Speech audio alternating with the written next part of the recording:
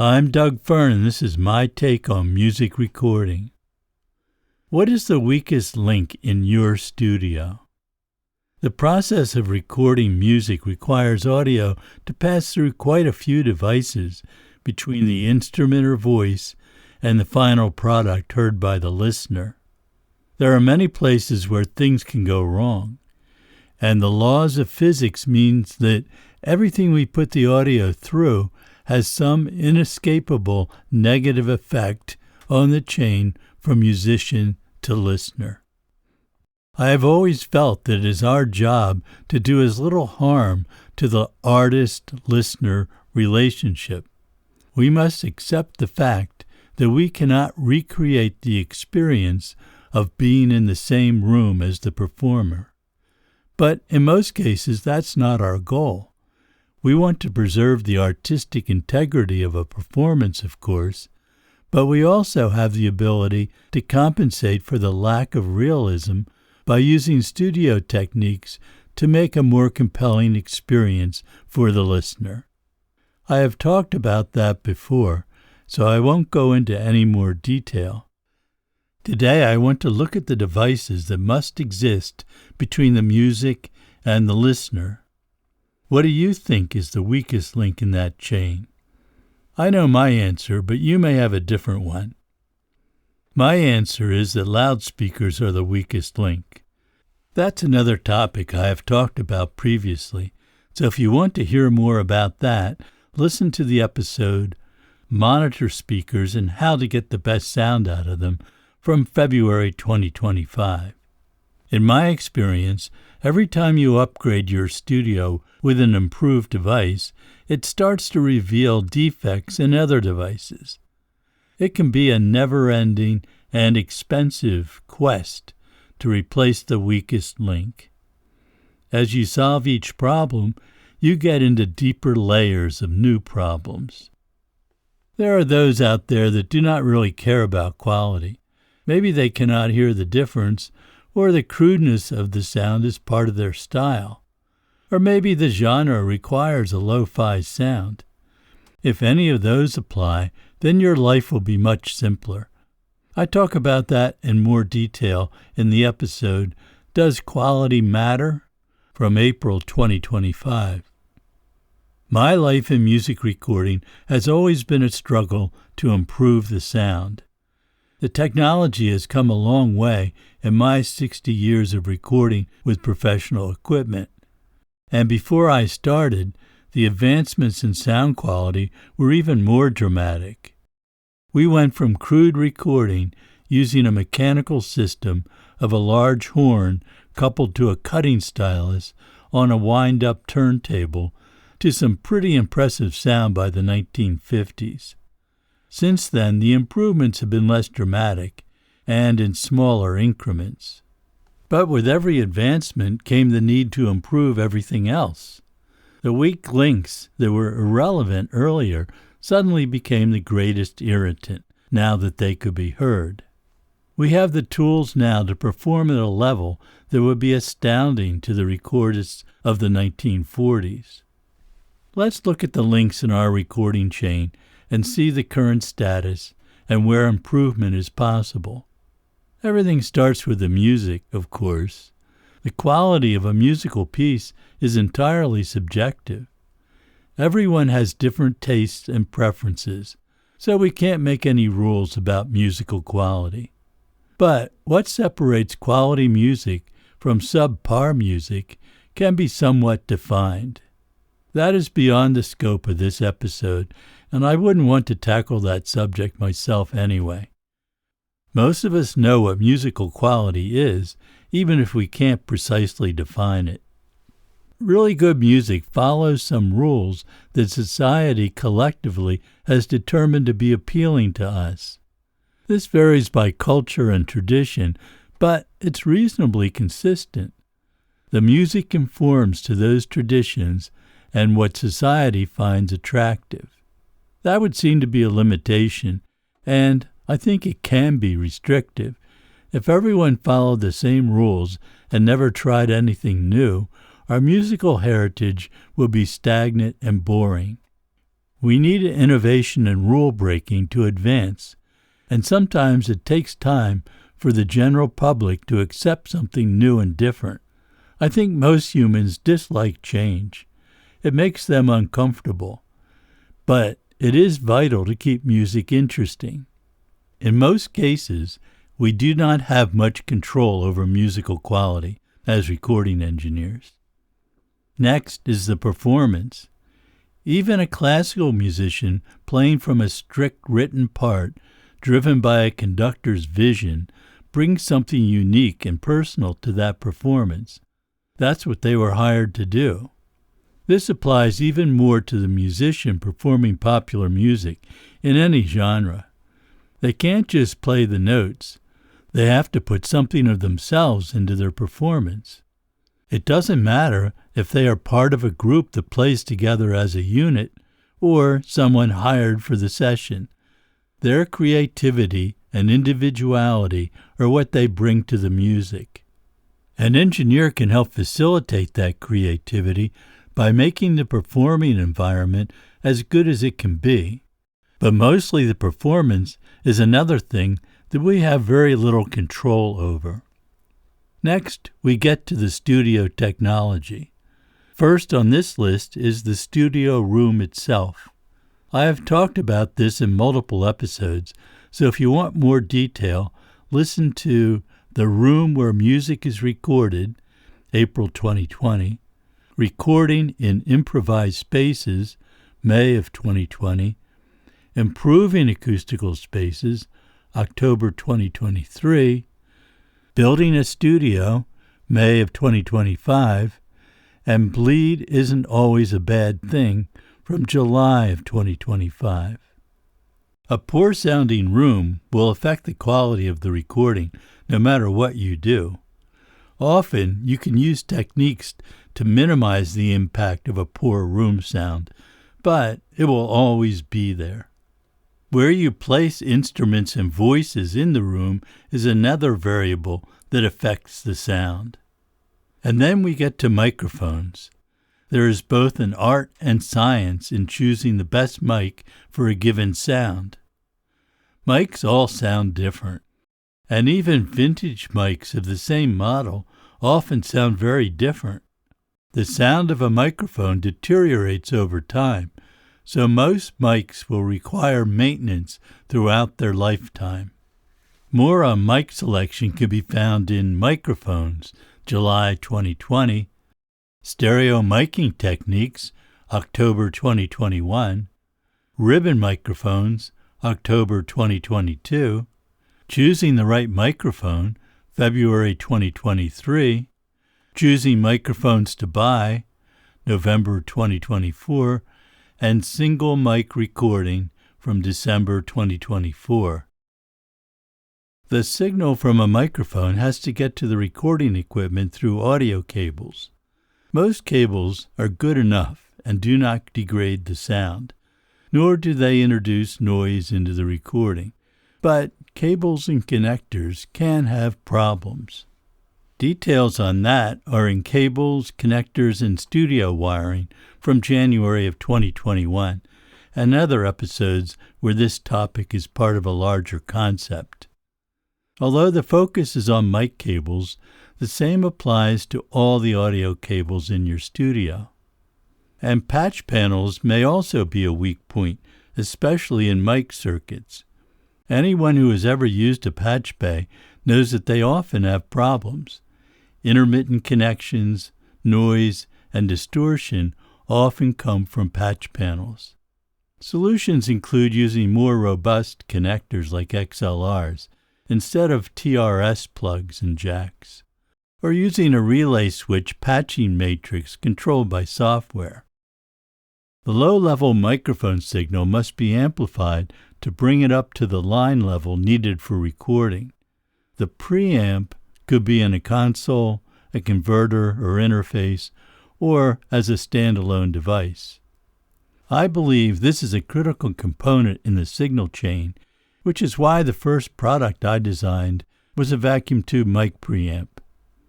You can learn more in Microphone Preamplifiers, how I designed the DW Firm preamps and how you can get the most out of them, from August 2020. Your studio may have a console or mixer that provides level control and routing of the sound from a microphone. Or you might have the equivalent function in a digital audio workstation. There might be equalization and compression available, or the ability to add those effects and many others through software plugins or external outboard gear. I have always found that the less electronics you put the audio through, the better the basic sound. I do not use a console. Microphones go into outboard mic preamps and then directly into the converter. If I need to add EQ or compression, that is patched in between the preamp output and the converter input. Your converter will make a difference in the sound too. I think most converters work pretty well on the digital part of the path, but they differ mostly in the analog stages on the inputs and outputs. Most of us record to a computer drive through DAW software. You would think that the design of the software would make every DAW sound the same, but they don't sound the same, regardless of the converter.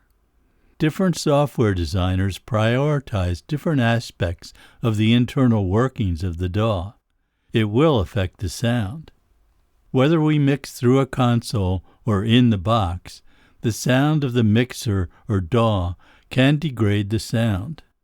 Of course, this applies whether you do the mix yourself or send it to someone else who specializes in mixing. That's most of the chain that affects the audio quality on the recording side, but other equipment, not in the primary signal path, also affects what we do. The major item here is the monitoring system in your control room. More on that in Monitor Speakers and how to get the most out of them from February 2025. A monitor system with problems will change the way you mix. It will change the equalization choices you make, and it will affect the ultimate sound. Most music is distributed digitally, usually through a streaming service. Despite the availability of computers and internet connections capable of much higher quality, we continue to listen to music that has been data reduced in the form of MP3 or other data compression technology.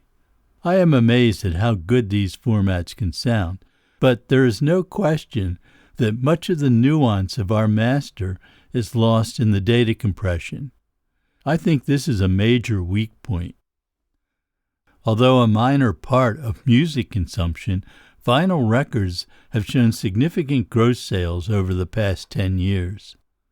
Recording music to be released on vinyl requires consideration of the limitations of the vinyl medium. If your recording is going to vinyl, you should probably modify your approach to the session with those limitations in mind. To get the best sound from a vinyl record, you need to consider what you do and how you do it from the very start of the session. Listen to Recording for Vinyl from January 2025 for more insight on this. The CD format is another weak link. That technology is over 40 years old now, and much better quality could be available in a physical format, but that's not likely to be developed. And then we get to the listener, the most highly variable component. First, how are they hearing your work? Most likely through a streaming service, while listening to earbuds, headphones, a car audio system, or a small Bluetooth speaker. You may have some audiophile listeners who will hear your work on systems costing hundreds of thousands of dollars. They will be capable of hearing a lot more detail than your average listener, and they are critical of recording quality. It is a small segment, but one that spends a lot of money on content. They generally want a high-resolution download of the music they love, or on vinyl. Music consumers are a diverse group. Some only like a narrow segment of the music available. Others only listen to artists they love. Some may want a compelling music experience, while others view music as an antidote to silence. It is only background noise to them. Their listening situation is almost as diverse as their taste in music. I don't have any statistics on how most people listen, but it looks to me like a very large audience segment listens on earbuds or headphones. To best serve that audience, we have to take into account how our recording will sound to them. Listen to Headphones for Mixing from December 2022 for my thoughts on this. If the music is heard through speakers at the home of the listener, that's another huge variable. It's not only the speakers themselves, but their placement in the room. And the biggest variable of all is the sound of their room. We have no control over any of that. Getting back to our studio, let me tell you about the experiences I have had with weak links. I made the transition to digital audio after spending decades in the analog world of tape. As soon as I did that, I immediately discovered that 16-bit recording was inferior to tape in most aspects. The emotional impact of digital music was very different than it was from tape. Digital was better in terms of wow and flutter caused by the mechanical wear in a tape machine. The frequency response, distortion, and noise were much better than tape. Despite those improvements, it wasn't until higher sample rates and greater bit depth made digital recording viable to me. I wasn't totally happy with PCM digital, which eventually caused me to change my digital format to DSD. Listen to DSD digital recording from May 2025 and DSD recording with George and Joff Hazelrig from August 2021 for the details. What I found was that DSD uncovered many defects in the rest of my equipment that I never heard with conventional PCM recording or recording to tape. The converters I needed for DSD sounded much better too, whether I was recording in the DSD or PCM format. The first new thing that became obvious to me was the distortion in my condenser mics. This was not a factor in the tape era, nor did it matter much in PCM digital, especially with the early converters. But now I found the distortion distracting and annoying. I ended up selling many of my condenser mics and focusing on ribbon mics, which to me have very little distortion. Also part of this process was improving my monitor speakers. Better speakers revealed a lot of things that were not audible on my old speakers. I use headphones for mixing, at least part of the time during a mix, and good headphones also made defects in the chain more obvious. Once I made those upgrades, everything sounded better to me. And it wasn't just me. The artists I was producing noticed it, as did some friends in the recording world. It made me want to go back and re-record everything I had done for the past decades. I think it is a common compulsion we all have experienced after a significant upgrade. Of course, all my mic preamps and outboard gear were products I designed and manufactured, so by definition, they were what I wanted to hear. But customers over the past 32 years have often said that they wanted to go back and re-record everything they ever did with my gear, and I am sure they had the same reaction with other major studio equipment upgrades. I feel motivated to always make the next recording better than anything I did before. Some of the variables, like the music and performance, are mostly beyond my control, even when I am producing the session. But even there, I think I have made steady progress in improving my recording.